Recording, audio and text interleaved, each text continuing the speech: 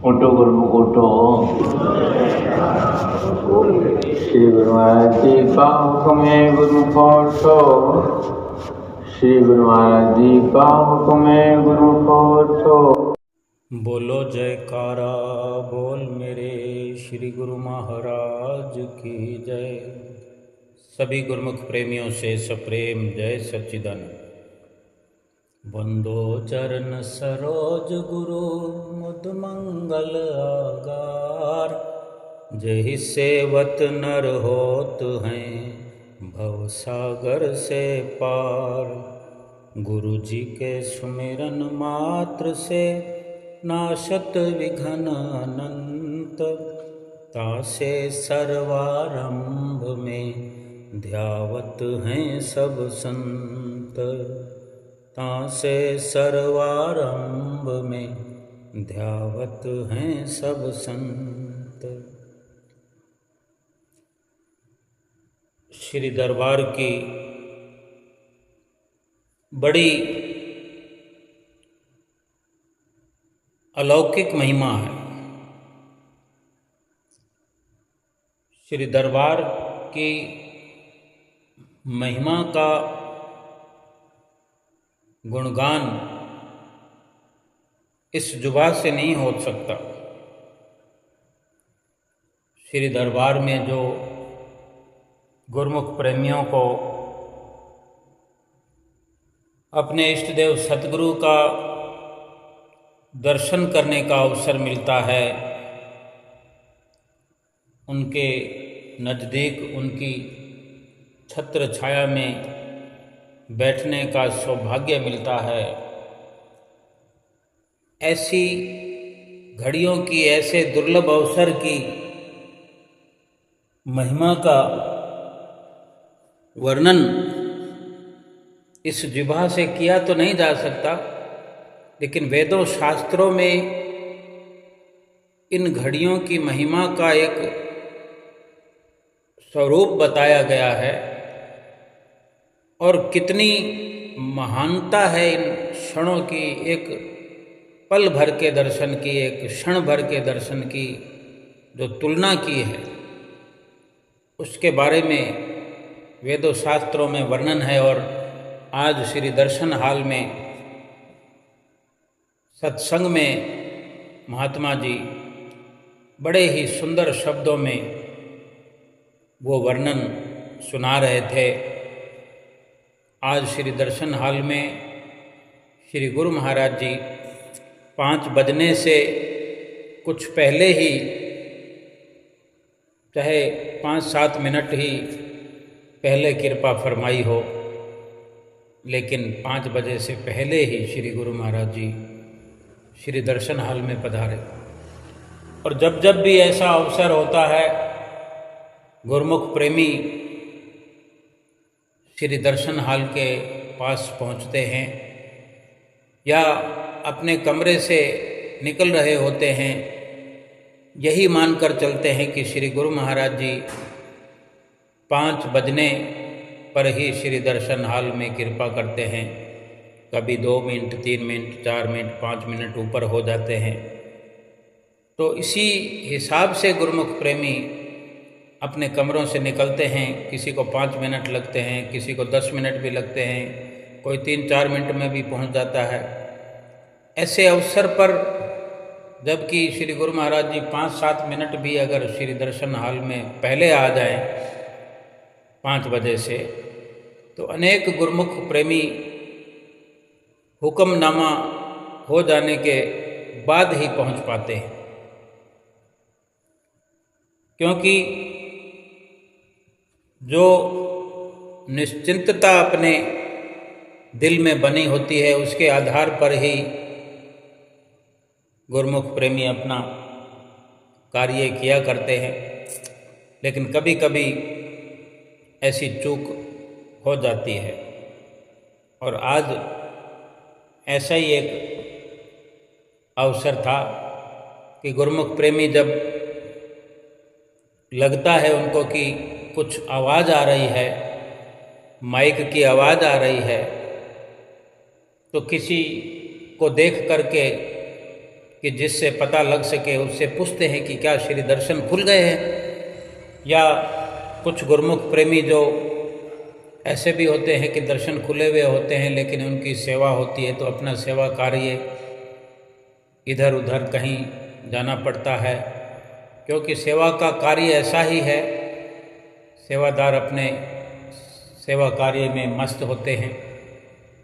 तो ऐसा कोई गुरुमुख दिखने पर या ऐसे कोई गुरुमुख प्रेमी अपने आप से ही किसी को देखकर उत्सुकतावश बता देते हैं कि कहीं और गफलत ना करें, क्योंकि बता देने पर फिर 4 कदम थोड़ा जल्दी चलकर, तेज कदमों से चल कर के श्री दर्शन हाल में पहुंचने वाले पहुंचते हैं।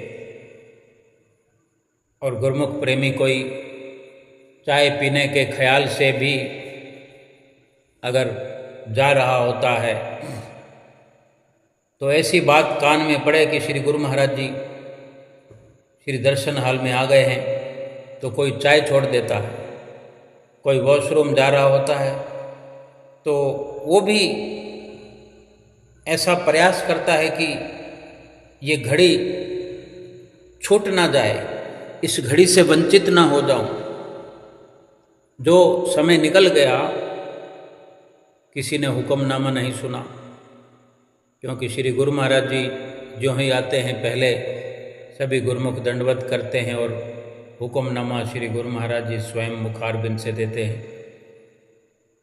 तो गुरुमुख प्रेमी ऐसी घड़ियों में सोचते हैं कि चाय तो बाद में पी लेंगे, लेकिन जो घड़ियां बच सकती हैं उनको बचाया जा सकते, और सीधे दौड़ पड़ते हैं श्री दर्शन हाल में।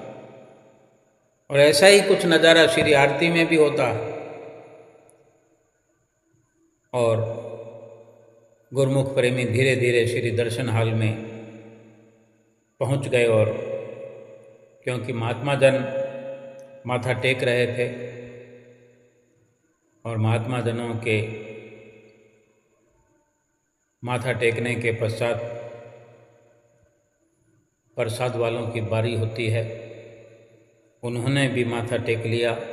श्री गुरु महाराज जी को पीताम्बर पहनाया गया, हार पहनाए गए, और श्री गुरु महाराज जी ने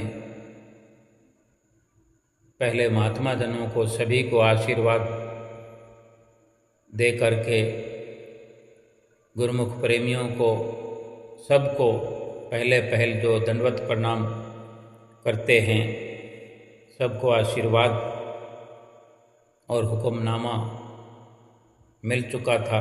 गुरुमुख प्रेमी दर्शन कर रहे थे और इसी प्रकार सत्संग की शुरुआत हुई। सत्संग में यही वर्णन हमेशा की तरह कि ये बड़े भागों की निशानी है, ये बड़े भागों की बात है, हम गुरुमुख प्रेमी भाग्यशाली हैं। रोज़ हमें यकीन दिलाया जाता है, अगर हम यकीन कर पाएँ तो वाकई हम बड़े भाग्यशाली हैं। और इन लम्हों की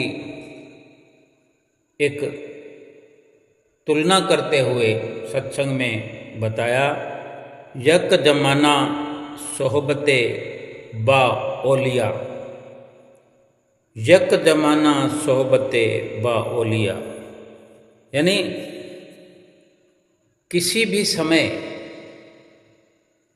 एक जिज्ञासु को, एक प्रेमी को, एक सेवक को अपने सतगुरु का दीदार हो जाए, सतगुरु का दर्शन हो जाए, कितनी देर के लिए? थोड़ी देर के लिए। यक जमाना सोहबते ओलिया, थोड़ी देर का साथ मिल जाए, थोड़ी देर की संगत मिल जाए सतपुरुषों की, सतगुरु की, क्षण भर के दर्शन मिल जाए, थोड़े से क्षणों के लिए सतगुरु का दर्शन हो जाए, उसकी कितनी मानता है कि ये जो लाभ है कुछ क्षणों का, इसकी महानता जो वर्णन की गई महात्मा जी ने सत्संग में सुनाया कि संतों ने शास्त्रों में वर्णन किया है कि कोई अगर 100 साल तक कठिन साधना करे, तप करे, तपस्या करे, उसको भी ऐसी अवस्था प्राप्त नहीं होती। ऐसा जो अवसर है महान, उसको प्राप्त नहीं होता जो एक सेवक को, प्रेमी को वक़्त के परिपूर्ण महापुरुषों के दर्शन दीदार करने से वो 100 सालों वाला लाभ प्राप्त हो जाता है कुछ क्षणों के दर्शन मात्र से। और ये जो अवसर मिल रहा है, ये श्री परमहंस दयाल महाराज जी की असीम कृपा है हम सब गुरुमुखों पर, कि हमें अपने चरण कमलों में बिठाकर कि हमें रोज नित्य निरंतर अपने दर्शनों से निहाल करते हैं। इससे बढ़कर हमारे लिए कोई और बड़ा उपकार हो ही नहीं सकता। और फिर से याद दिलाया, अक्सर दिलाया करते हैं कि सतगुरु के उपकार का बदला दिया न जाए, 3 लोक की संपदा भेटत मन सकुचाए। 3 लोक की संपदा भी किसी के पास अगर हो तो मन वो भेंट करने में संकोच करता है, क्योंकि सतगुरु के उपकार का बदला किसी भी प्रकार से चुकाया नहीं जा सकता। चाहे कुछ भी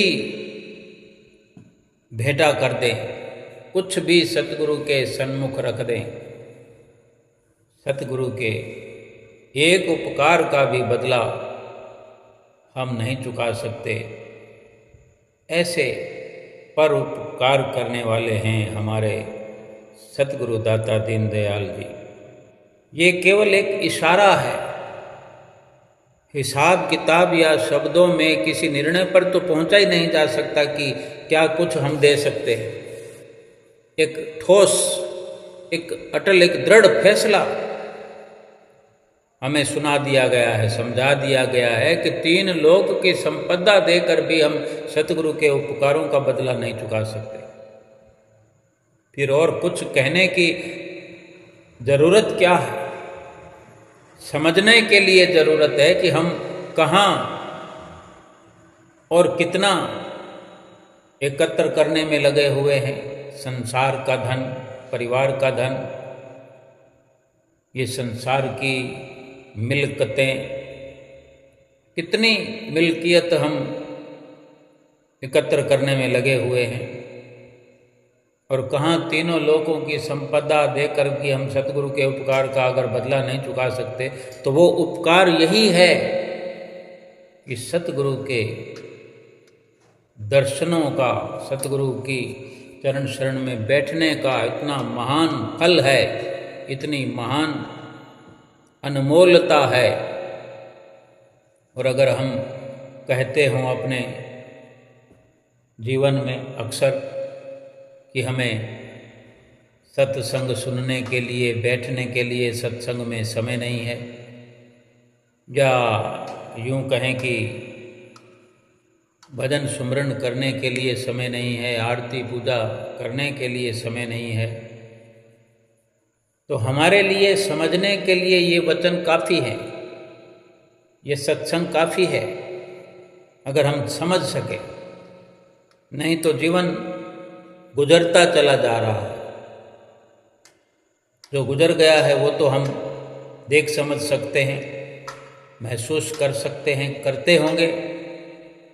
तो क्या इसी तरह जो समय बाकी है, जो वक्त बाकी है, जो श्वास बाकी हैं, क्या वो समाप्त हो नहीं जाएंगे? क्या पड़े रहेंगे?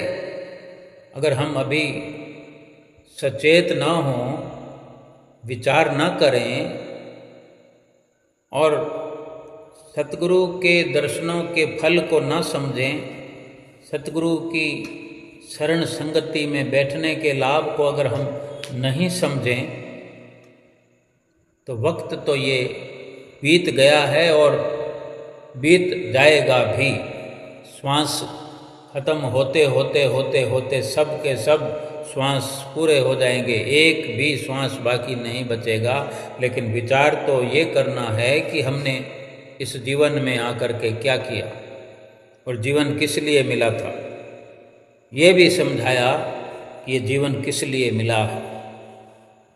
हम जो अपनी दलील देते हैं अपने आप को भी देते हैं और हर किसी को देते हैं। अगर हम कहीं सत्संग में नहीं पहुंच पाते या दर्शनों पे नहीं पहुंच पाते, लंगर भंडारे में नहीं पहुंच पाते, या अपने ही घर में आरती पूजा हो रही हो और हम आरती पूजा में शामिल नहीं हो पाते, कोई अगर हमसे नहीं पूछने वाला भी है तो हम अपने आप को ये दलील दे देते हैं, अपने आप को तसल्ली दे लेते हैं कि मैं तो ज़रूरी काम कर रहा था, मैं उस वक़्त कोई ज़रूरी फ़ोन अटेंड कर रहा था, किसी ग्राहक को अटेंड कर रहा था। कोई नहीं पूछने वाला है तब भी हम अपने आप को यही तसल्ली देते हैं, यही झूठे दिलासे देते हैं कि हम अपना कोई ज़रूरी काम कर रहे थे। क्या इससे भी कोई ज़रूरी काम है? महापुरुष फरमाते हैं, सत्संग में सुना रहे थे कि हमें ये समझ तो होनी चाहिए कि काम तो हम करते हैं, लेकिन क्या वो असली काम है? इंसान सारा दिन काम करता है, बल्कि रात वाले हिस्से को भी दिन में लपेट लेता है। 8 बजे रात हो जाया करती किसी जमाने में, आज भी होती है, लेकिन हम नहीं मानते। हमने उसको दिन में गिन लिया है। क्या 8 बजे बाजार बंद हो जाता है? क्या 8 बजे फैक्ट्रियां बंद हो जाती है, कंपनियां बंद हो जाती है? बल्कि 3-3 शिफ्ट चलती है। 3-3 शिफ्टों में काम होकर भी एक नियम कायदे के तहत 24 घंटे मशीनरी चल रही है और उसमें इंसान भी जी तोड़ मेहनत करता है। वो एक शिफ्ट करने के बाद दूसरी शिफ्ट में भी शामिल हो जाता है, वहाँ पर नहीं तो कहीं और जा कर के एक शिफ्ट और कर लेता है, नहीं तो आधी शिफ्ट करता है, यानी 12 घंटे काम करता है। 12 घंटे जो जी तोड़कर मेहनत करेगा, काम करेगा, फिर उसके अलावा फिर खाना खाने का समय है, नहाने धोने का समय है, कुछ और भी काम होते हैं, उसमें भी समय लगता है। यानी 16 घंटे तक हमने अगर व्यतीत कर दिए संसार के लिए या शरीर के लिए, तो बाकी बचा 8 घंटे का समय। 8 घंटे का समय तो नींद में लगा देते हैं, नींद आती नहीं, करवटें बदलने में बहुत समय जाया हो जाता है। ऐसे हमने अपने आप को गलतान किया हुआ है, लिप्त किया हुआ है अपने काम को समझ कर कि ये हमारा अपना काम है। और महापुरुष याद दिलाते हैं कि थोड़ा विचार तो करो कि क्या जिस काम में लगे हो वो अपना काम है, कहीं बेगाना तो नहीं? क्या उसी काम को करने के लिए आए थे? महात्मा जी ने गुरु नानक देव जी के वचन सुनाए कि भई प्रापत मानुख देहुरिया, गोविंद मिलन की एह तेरी बरिया, अवर काज तेरे किते न काम, मिल साध संगत भज केवल नाम। महापुरुषों के हिसाब से तो जो इंसान अपना काम कर रहा है वो अपना काम है ही नहीं, और किसी लेखे में नहीं, किसी गिनती में नहीं। वो तो एक छूट के तहत हमें करने के लिए मिला हुआ है कि ठीक है, संसार में आए हैं तो कमाना भी पड़ेगा, घर चलाना पड़ेगा, शरीर के लिए खाने पीने के लिए, पहनने के लिए, रहने के लिए जतन करना पड़ेगा। लेकिन दृढ़ अटल फैसला तो यही महापुरुषों ने दिया है कि बही प्रापत मानुख देहोरिया, कि तुझे ये मनुष्य का देह, मनुष्य की देह, मनुष्य का शरीर जो मिला है, ये गोविंद से मिलने का अवसर है। ये मनुष्य जीवन पूरा का पूरा गोविंद से मिलने का है। गोविंद मिलन की एह तेरी बरिया। और आगे फरमाते हैं कि अवर काज, यानी दूसरे दूसरे काम गोविंद से मिलने के अलावा, भगवान से मिलने के अलावा, भक्ति की राह पर चलने के अलावा जितने भी काम हम करते हैं अपना समझ करके, वो महापुरुषों ने फरमाया है कि अवर काज तेरे किते न काम, वो किसी लेके में नहीं आएगी। और हम समझते हैं कि अब कुछ अपना काम भी तो करना होता है। क्या हम सत्संग में बैठे रहें? क्या सारा दिन यही काम करते रहें? बढ़ चढ़ करके हम ऐसी विचारधारा रखते हैं। और महापुरुष बार बार समझाते हैं कि क्या उन्होंने हमारे लिए अटल फैसले वाणियों में लिखे हैं, अवर काज तेरे किते ना काम। केवल एक ही अटल फैसला उन्होंने दिया है कि मिल साध संगत भज केवल नाम। केवल संतों महापुरुषों की संगत में रहकर केवल नाम स्मरण करने के लिए ये मनुष्य जन्म मिला है, ये देहुरिया मिली है, ये शरीर मिला है। और हम क्या कर रहे हैं? कभी अनुमान लगाना होगा। जब तक विचार नहीं करेंगे तो फिर समय यूं ही समाप्त होते होते हो जाएगा। आज ही विचार करना चाहिए, आज ही हमें सोच समझ करके अपने समय को खर्च करना चाहिए। हमें समझना चाहिए कि कौन सा काम अपना है और कौन सा बेगाना है। केवल ये बेगाना काम ही करते रहें और असल में जो अपना असली काम है उसके लिए हम अचेत होकर के चलते चले जाएं, फिर कहीं तो जवाब देना पड़ेगा। तब क्या जवाब देंगे? आज जो हम इधर उधर इसको या उसको दलील दे देते हैं, वहाँ कौन सुनेगा कि हमें समय नहीं मिला, हमें बहुत काम था। कोई कहता है पहले तो मैं सुमरन करता था, अभी कुछ दिनों से, कुछ महीनों से कि अब मेरी नौकरी लग गई है, अब समय नहीं मिल पाता। जब नौकरी नहीं लगी थी तब सुमरन करता था, इसलिए करता था कि नौकरी लग जाए। बस केवल इसीलिए करना था कि नौकरी लग जाए, और नौकरी लगे तो फिर सिमरन बंद। नौकरी लगे तो सुमरन को बढ़ाना चाहिए, सतगुरु का शुक्राना करना चाहिए। लेकिन हम भूल जाते हैं कि जिस कार्य की बदौलत महात्मा जी सुना रहे थे कि मैं दिल्ली गया तो वहाँ गुरमुख प्रेमी जैसे कि संतों महात्माओं से मिलने के लिए आते हैं, तो महात्मा जी कह रहे थे कि एक प्रेमी से मुलाकात हुई तो भजन सुमरन की तो बात होती ही होती है, वो भी गुरमुख ही है। गुरमुख होकर भी एक आम इंसान की तो कोई बात ही नहीं है, किसी मनमुख की तो कोई बात ही नहीं है। चर्चा तो केवल गुरमुखों के साथ ही महापुरुषों की, महात्मा जनों की होती है। जो सतगुरु की चरण शरण में बैठकर सत्संग सुनते हैं वो गुरमुख ही तो होते हैं। गुरमुखों के लिए ही तो विशेष महापुरुष चिंता करते हैं, उन्हें चिंता होती है हमारी कि हमारा समय, हमारा वक्त यूं ही ना बीत जाए। तो महात्मा जी बताते हैं कि उस प्रेमी से सुमरन के लिए पूछा तो वो प्रेमी कहता है कि मैं करता तो हूँ लेकिन पूरा हो नहीं पाता। जाने कब से लगे हुए हैं गुरुमुख प्रेमी, और ऐसी बात नहीं है कि जो प्रयास करते हो तो सफलता ना मिले।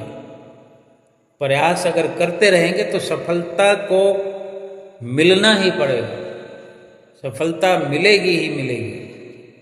हम ये स्वयं विचार करें कि हम कितना प्रयास करते हैं, इसको कितना अपना काम समझते हैं।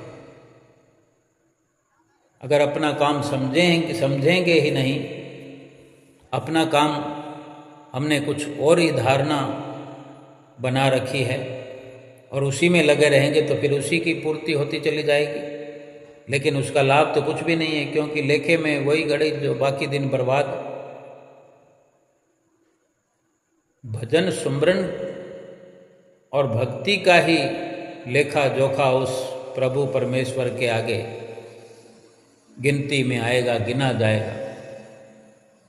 बाकी तो बिना लेखे के ही सब कुछ समाप्त हो जाएगा। यहीं का यहीं समझ लें। कोई आगे जाने की या आगे जाने पर क्या होगा, क्या पूछा जाएगा, अभी से हम समझ लें कि जो पल, घंटे, 2 घंटे, 4 घंटे, आधा दिन, पूरा दिन, ये नहीं, हम ये समझ लें कि जो पल, जो घड़ियाँ सत्संग में, भक्ति में, भजन कीर्तन में हमारी लगती हैं, सुमरन में लगती हैं, केवल वही काम है और बाकी सब नाकाम है। वहाँ केवल वही लेखा जोखा लिखा जा रहा है, रजिस्टर बन रहा है, बही खाते में लिखा जा रहा है। और हम ये सोचते हो कि हमने इतना इकट्ठा कर लिया, इतना माल बना लिया, इतनी ज़मीन बना ली, इतने खेत बना लिए, खलिहान बना लिए, इतने सोने की ईंटें इकट्ठा कर ली है, इतने गहने बना लिए हैं, या चांदी के कटोरे में, चांदी की थाली में या सोने की थाली में रोटी खाते हैं। अभी कोई सोने की थाली में या चांदी की थाली में कोई रोटी खाए तो उसमें असल तत्व तो रोटी है ना, थाली तो नहीं है। खानी तो रोटी है, क्या कोई थाली को खाता है? हाँ, रोटी को घी लगा कर भी खाया जा सकता है, पराठा बनाकर भी खाया जा सकता है, और बिना घी के भी रोटी खाई जा सकती है। भूख तो सभी से मिटती है, लेकिन तंदुरुस्ती असल में देखा जाए तो बिना घी की रोटी से तंदुरुस्ती बरकरार रहती है। क्योंकि एक वक्त जीवन में ऐसा आता है जब डॉक्टर भी कहते हैं कि बिना घी के रोटी खाओ, सब्जी में भी तेल वगैरह कम डालो, मिर्च मसाले कम खाओ। तो अगर कोई पहले से ही ये समझता हो कि भूख मिटाने के लिए मूल तत्व तो है रोटी, अनाज। अब घी को अगर हम यूज करते हैं, पचा सकते हैं, तो खाने में कोई हर्ज नहीं है। भाव कहने का इतना है कि व्यवस्था केवल अनाज की करनी है। बिना सब्जी के भी रोटी खाकर गुजारा करने वाले ऐसे ऐसे भगत, ऐसे ऐसे सेवक, ऐसे ऐसे प्रेमी हुए हैं जिनके नाम ग्रंथों में स्वर्णिम अक्षरों में लिखे गए हैं, और आज हम पढ़ते हैं, सुनते हैं। उनके दृष्टांत सुनकर हम मन को खुशहाल बनाते हैं, दिल गदगद हो जाता है ऐसे संतों का, भक्तों का इतिहास सुनकर। लेकिन अगर हम समझें नहीं, अमल नहीं करें और संसार के कार्यों को ही अपना काम समझ करके उसमें लगे रहें, और जो असल में अपना काम है उसको हम सदा भुलाए रखें, ये बुद्धिमता नहीं है। बहुत सी सच्चाइयाँ, बहुत सी समझ,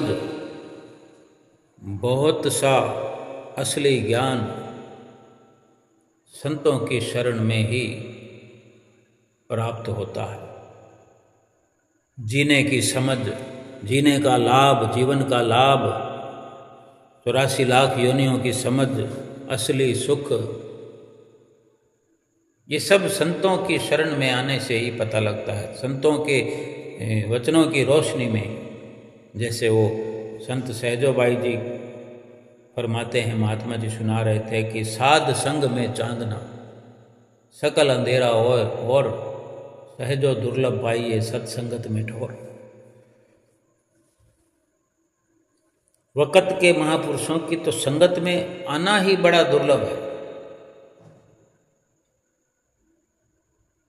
सहजो दुर्लभ पाइए सत्संगत में ठोर। बड़े भागों से ये सत्संग में ठिकाना मिलता है, ठोर मिलती है। और एक रोशनी ऐसी संतों महापुरुषों के संग में, उनके साथ में, उनकी सोहबत में जो रोशनी मिलती है, उस रोशनी में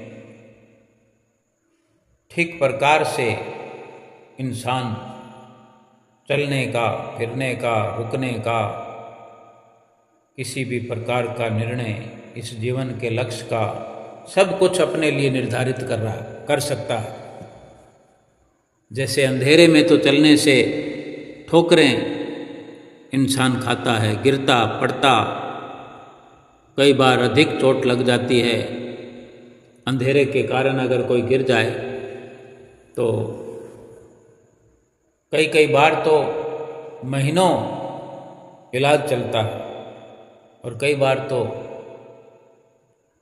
ऐसे अंधेरे के कारण, असुविधा के कारण ऐसी चोट लगती है या ऐसी गहरी खाई में जा गिरता है कि फिर ये इह लीला ही समाप्त हो जाती है, जीवन ही खत्म हो जाता है। तो महापुरुष ये माया का जो अंधेरा है, माया की जो अंधेरे की गहरी खाई है, इसमें रात और दिन लिप्त रहने को यही एक हमें ज्ञान बख्शते हैं कि जो माया में है वो अंधेरे में है, और जो संतों के संग में है वो रोशनी में है। अब माया यानी अंधेरा कौन पसंद करता है? जो अज्ञानी हो या चोर हो। चोर ही होते हैं जो अंधेरे में घुसते हैं, अंधेरे में सेंध लगाते हैं किसी मकान में, दुकान में, अंधेरे का वो फायदा उठाते हैं। या रात को अंधेरे में उल्लू है जो दिन में सोया रहता है, उसे रोशनी अच्छी नहीं लगती और रात को निकल पड़ता है अंधेरे में। महापुरुषों की शरण संगति जो कि एक दुर्लभ अवसर मिल जाए तो ज्ञान की रोशनी में सब कुछ साफ साफ दिखाई देता है। जीवन को जीने के लिए एक मुकाम हासिल करने के लिए एक सोच, एक नज़रिया मिल जाता है। संतों महापुरुषों से ज्ञान की रोशनी जो प्राप्त होती है, ये रोशनी जीवन के लिए अनिवार्य है। और जो सत्संग में नहीं है, जो संतों की संगत में नहीं है, वो समझे कि मैं अंधेरे में सफ़र कर रहा हूँ, लगातार अंधेरे में चल रहा हूँ, और निश्चित रूप से वो खड्डे में, खाई में गिरेगा। हर वक्त उसके लिए खतरा बना हुआ है। सबसे बड़ी बात कि जिस कारण ये मनुष्य जीवन मिला उस काम से वंचित है। क्या मुंह दिखाएगा परमात्मा को कि क्या करने गया था और क्या करके लौटा है? एक श्वास करते करते करते करते सब खत्म करके आ गया, और साथ में वो नहीं लाया जो लाने के लिए गया था। कितनी शर्मिंदगी उठानी पड़ेगी। और जो संतों महापुरुषों की संगत की रोशनी, उनके वचनों की रोशनी और प्रकाश में रहते हैं, चलते हैं,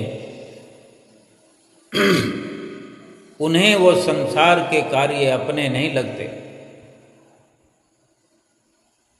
जितने भी गुरुमुख हैं, प्रेमी हैं, आप सब गुरुमुख प्रेमी बड़े अच्छे से समझते होंगे कि जो भी कार्य हैं सब प्रभु की दया व मेहर से अपने आप हो जाते हैं, केवल पुरुषार्थ मात्र से ही। लेकिन इंसान ये समझता है कि मैं ही हरता करता हूँ। जो घर का मुखिया होता है वो ये समझता है कि मैं घर को चलाता हूँ, मैं पालन पोषण करता हूँ, मैं ही सबको कंट्रोल में रखता हूँ। लेकिन ऐसा नहीं है। कुदरत ने पूरे संसार की व्यवस्था करी है। महापुरुषों के वचन महात्मा जी सुना रहे थे कि महापुरुषों ने अपने वचनों में फरमाया है कि ये कुदरत जिसको माता का दर्जा दिया गया है, इस माता के 3 बेटे हुए हैं। और वो 3 बेटे कौन हैं? ब्रह्मा, विष्णु, महेश। और ये तीनों बेटे जो कुदरत के हैं कि ब्रह्मा जी संसार की उत्पत्ति करने वाले हैं, और विष्णु जी पालना करने वाले, उनका पालन पोषण करने वाले हैं, और महेश ये संहार करने वाले हैं। ये तीनों की अपनी अपनी ड्यूटियां हैं। क्या जिसका कोई नहीं होता, क्या वो रोटी नहीं खाता, कपड़ा नहीं पहनता? उसको क्या रहने के लिए ठिकाना नहीं है? अगर किसी का 4 दीवारी का मकान ना भी बना हो तो क्या ये अपने आप में पूरा संसार एक 4 दीवारी नहीं है? ऊपर छत है, नीचे ज़मीन है, 4 दीवारी है। अगर कोई फुटपाथ पर रहता है तो क्या वो मर जाता है? खुले में रहता है तो जीवन सबका चलता है। जब तक श्वास हैं तब तक तो वो जिएगा ही, और श्वास कोई किसी के निकाल नहीं सकता, और किसी को कोई श्वास दे नहीं सकता। किसी के शरीर में श्वास निकल जाने के बाद श्वास कोई डाल नहीं सकता। यानी कुदरत ने सारी व्यवस्था की हुई है, और इंसान ये समझ ले कि मैं करने वाला हूँ तो कितना गलती पर है। इंसान ये समझे कि मैं उत्पत्ति करता हूँ, परिवार में बच्चे, सर्वप्रथम बच्चे का जन्म होता है तो कोई इंसान सोचे कि हमारी किसी शक्ति से या हमारे बल से ये उत्पत्ति हुई है, तो फिर क्या जिनके घर औलाद ही नहीं होती, क्या वो प्रयास या वो चाहना नहीं रखते कि हमारे घर में पुत्र हो, पुत्री हो? बेशक सभी पुत्र की संसार भर को चलाने के लिए कुदरत ने जो ड्यूटी लगाई है, ब्रह्मा, विष्णु, महेश वो बखूबी निभा रहे हैं। इंसान कुछ भी नहीं कर सकता ऐसा। हाँ, जैसे कुदरत ने ब्रह्मा, विष्णु, महेश की ड्यूटी लगाई है तो इंसान को भी काम देकर भेजा है। इंसान को भी एक मकसद के लिए, पर्पज के लिए भेजा है, ड्यूटी लगाई है।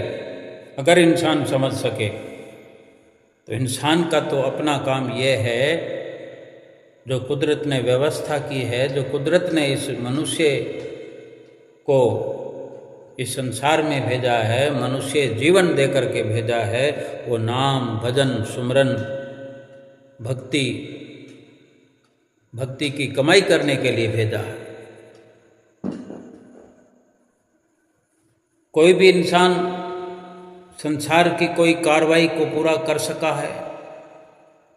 क्या हमने अपने जीवन में देखा है कि किसी इंसान ने कोई पूरे काम कर लिए हों? इस दुनिया से जाते वक्त कोई कह सकता हो कि मैंने सब कुछ कर लिया? हर कार्य इंसान का अधूरा है, और जो कार्य अपने आप में पूरा है उसको अपना काम ही नहीं समझता। भक्ति अपने आप में पूरी है, सत्संग अपने आप में पूरा है, सतगुरु की संगत में उठना बैठना ये पूर्णता है। अगर कोई गुरुमुख प्रेमी समझ करके सतगुरु की शरण में आकर के जो नाम सुमरन की भजन की कमाई करता है, भक्ति करता है, आरती पूजा करता है, वो फिर पूरा होता चला जाता है। वो जो इंसान अधूरा है, इसका अधूरापन समाप्त हो जाता है, क्योंकि पूर्ण सतगुरु की शरण लेकर पूर्ण कार्य को करते हुए ये इंसान भी पूर्णता की ओर आगे बढ़ता चला जाता है और एक दिन प्रभु परमात्मा से मिल जाता है।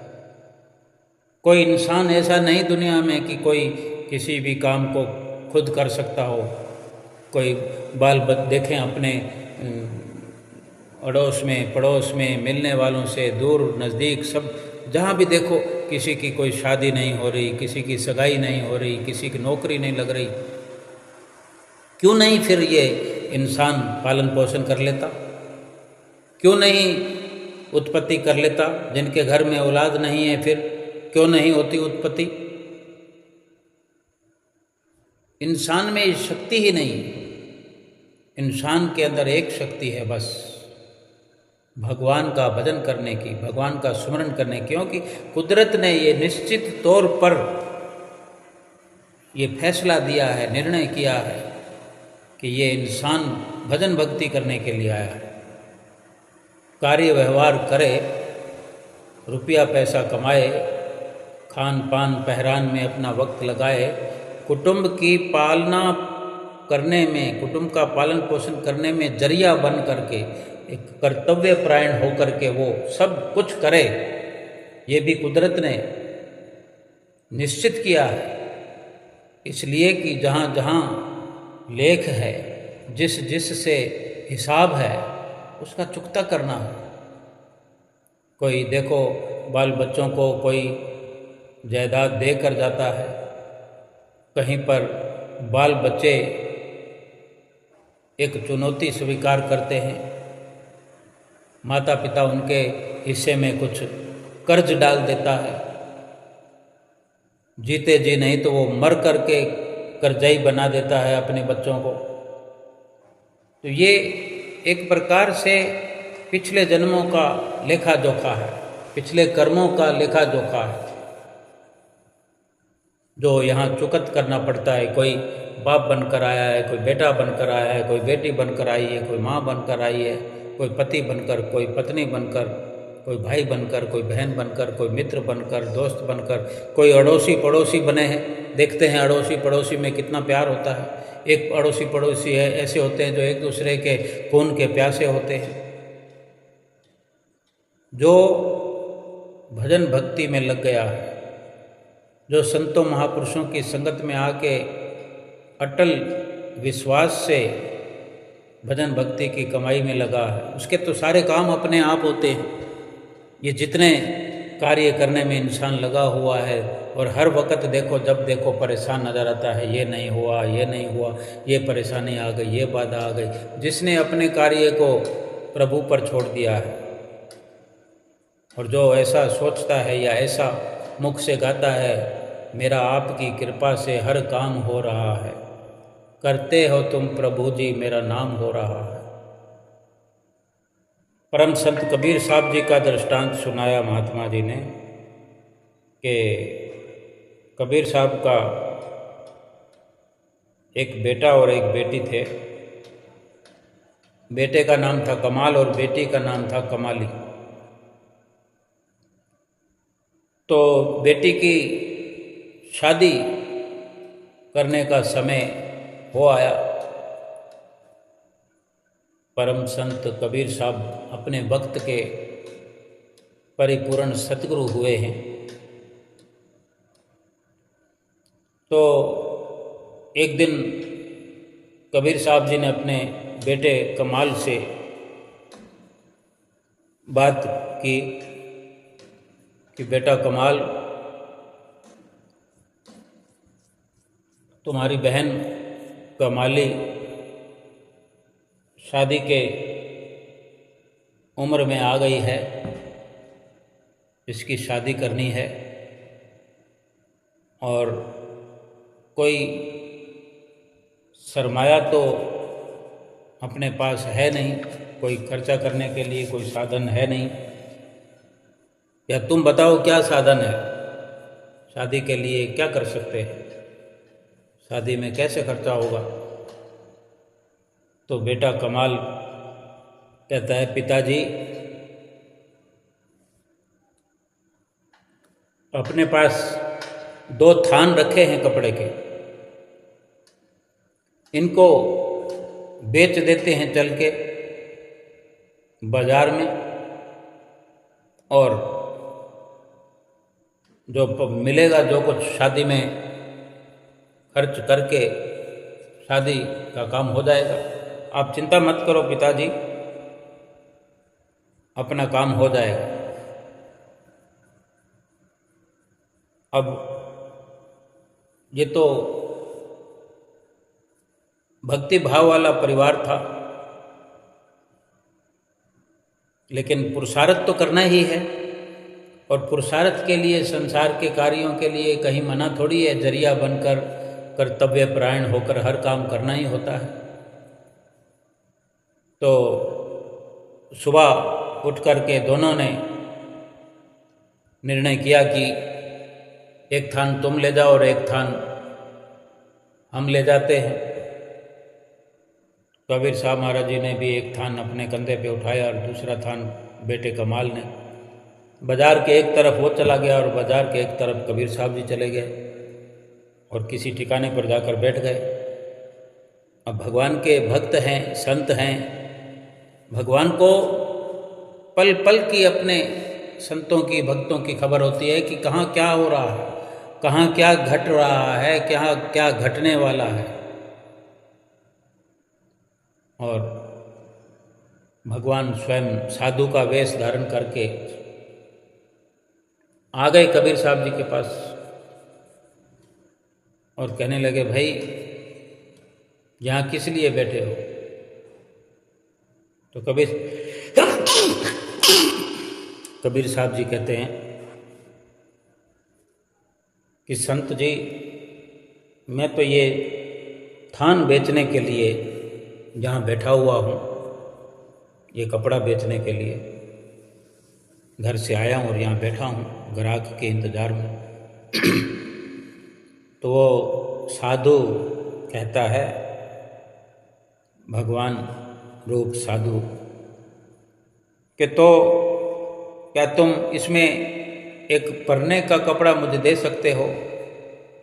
परना कहें, गमछा कहें, सिर पर बांधने के लिए, गले में डालने के लिए।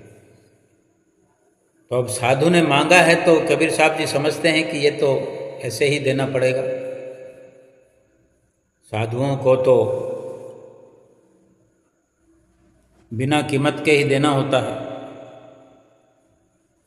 तो कबीर साहब जी सोचने लगे, एक परने के लिए कपड़ा मांगा है, पूरे थान में तो बहुत सारे मीटर होते हैं, बहुत मीटर बहुत गज कपड़ा होता है, उस वक़्त गज के हिसाब से चलते थे। तो सोच रहे थे कि ये 2-4 गज 3-4 गज कपड़ा परने के लिए निकाल लेंगे, इससे ज़्यादा क्या। अब परना नहाने का भी परना होता है। तो कबीर साहब जी ने तुरंत हाँ भर दी कि ले लो महाराज, एक परने का कपड़ा ले लो। उन्होंने थान साधु के हवाले कर दिया। वो थान क्या हवाले किया साधु के कि कुछ बचा ही नहीं, वो सारा थान परना ही हो गया। क्योंकि संत जी ने जो नापना शुरू किया, अब लपेटना शुरू किया परना, तो उस 1-2 लपेटे में पूरा थान ही खत्म हो गया। जैसे भगवान ने 52 रूप 52 अवतार भगवान ने 2.5 पग में सारी धरती नाप ली थी। भगवान बेशक किसी भी रूप में बनकर आए, देते हैं तो इसी प्रकार देते हैं और लेते हैं तो इसी प्रकार से लेते हैं। कृष्ण भगवान ने द्रौपदी का चीर बढ़ाया तो क्या पता कितने थान एक दूसरे से बांध दिए थे जो खत्म होने का नाम ही नहीं ले रहे थे। दुशासन और दुर्योधन की वो फौज चीर हरण करने में लगी थी, थक गए, गिरते चले गए, लेकिन चीर हरण नहीं हुआ क्योंकि वो स्वयं सृष्टि के रचयिता परमपिता परमेश्वर भगवान श्री कृष्ण उनके साथ थे, जो देते गए और उतार ना पाए वो उतारने वाले, और यहाँ लेने के लिए आए हैं। भगवान ने तो उनका पूरा थान ही एक परने में नाप लिया। कबीर साहब जी देखते रह गए, उठकर खड़े हो गए, क्योंकि थान तो बिक गया, चाहे बिना पैसे ही बिका, लेकिन अब बैठकर क्या करते थे। और संतों को जुबान दे दी थी कि ले लो महाराज, परने का कपड़ा है। पहले ही तसल्ली कर ली कि एक परने से मेरा क्या घट जाएगा, और घटने की तो बात ही नहीं, कुछ बचा ही नहीं। उठ खड़े हुए, चल पड़े घर की ओर, और संत जी भी अपना परना लपेटकर चल पड़े हैं और पहुंच गए वहाँ जहाँ बेटा कमाल, कबीर साहब जी का बेटा कमाल थान लेकर के वो अपनी मजदूरी करने के लिए उत्सुक था कि कोई ग्राहक आए, इंतज़ार में बैठा हुआ था। वहाँ पहुँच गया और वही सब कुछ घटना वहाँ भी घटित हो गई।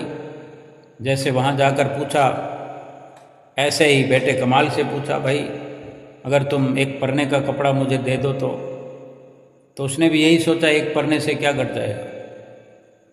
लेकिन ये भगवान तो वही थे साधु के रूप में। वहाँ कबीर साहब जी का थान लपेट लिया और यहाँ बेटे कमाल का थान भी एक परने में लपेट लिया, और बेटा भी उठकर खड़ा हो गया। अब इधर बेटे के अंदर विचार चल रहे हैं और इधर कबीर साहब जी के अंदर विचार चल रहे हैं कि कोई बात नहीं, एक थान चला गया तो क्या, दूसरा थान तो बिकेगा ही।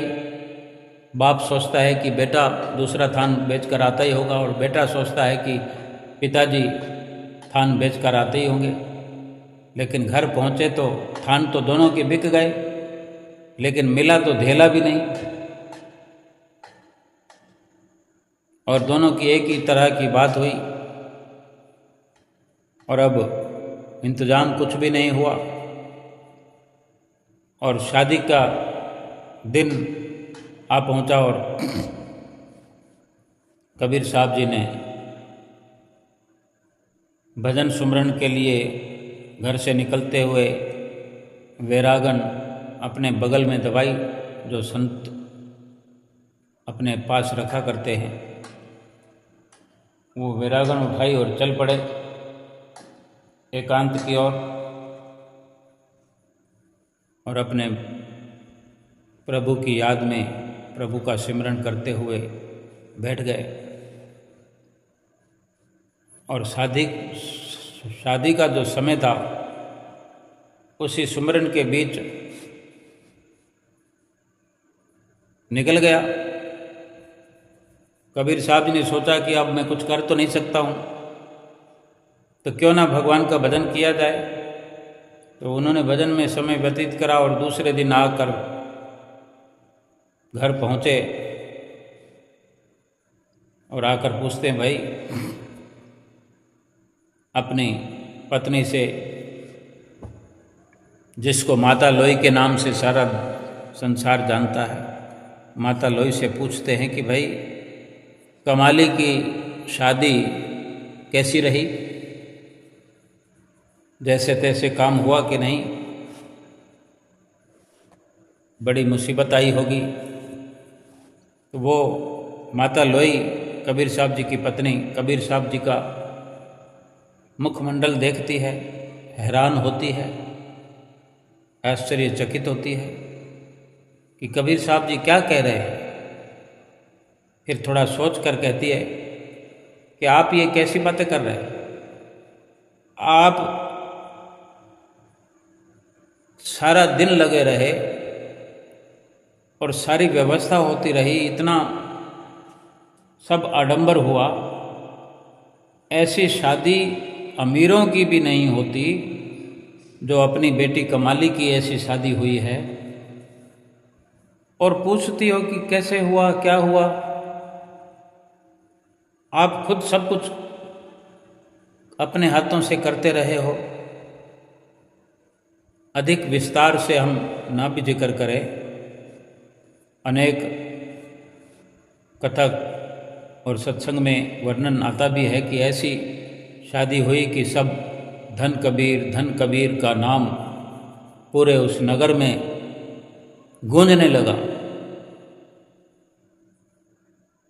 तो कबीर साहब जी जो सुन रहे थे माता लोई की बातें, सुनते सुनते ही एहसास हो गया कि ये मेरे भगवान आए थे और मेरा रूप धार के आए थे, और मेरा रूप धार कर ही मेरी लाज बचा कर चले गए। कुछ भी नहीं कहा, एक शब्द भी, और अपने भगवान का शुक्राना करने लगे। ये केवल कथा या कहानियाँ नहीं हैं। जो गुरुमुख प्रेमी अपने सतगुरु पे भरोसा रखते हैं, अपने सतगुरु पे विश्वास रखते हैं और सतगुरु के बताए हुए रास्ते पे चलते हैं कि सुमरन करते हैं, भजन करते हैं, आरती पूजा करते हैं, सत्संग करते हैं, उनके कार्य भी ऐसे हो जाते हैं कि किसी भी प्रकार की खबर तक नहीं लगती और काम हो जाता है। शादियां भी हो जाती है, बच्चों की नौकरियां भी लगती है, परिवार चलने लगते हैं। लेकिन गुरुमुख प्रेमी जो हैं अपने सतगुरु का ध्यान अपने अंदर से जाने नहीं देते, हर वक्त सतगुरु के ध्यान में मगन रहते हैं, शुक्राना करते हैं, शुक्राने के गीत गाते हैं और सतगुरु की प्रसन्नता के लिए हर कार्य करते हैं जैसे हमें करने की ज़रूरत है। श्री आरती, पूजा, सेवा, सत्संग, सुमरन, दर्शन, ध्यान श्रद्धा सहित जो नित्य करे निश्चय हो कल्याण। इस जीवन के तो क्या लोक और परलोक संवार देते हैं।